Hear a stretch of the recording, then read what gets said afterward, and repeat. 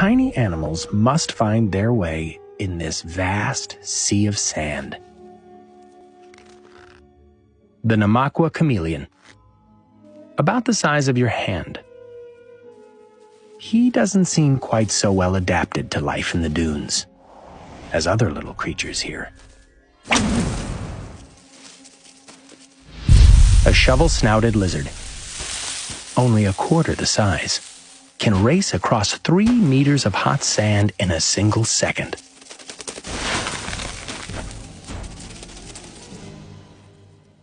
The chameleon? Not so much.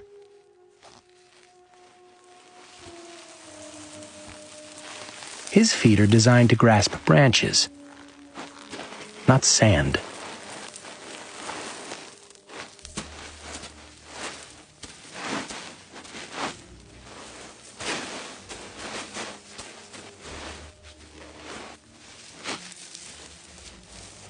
But this unlikely nomad wanders the dunes on an important mission: to find a mate somewhere out there.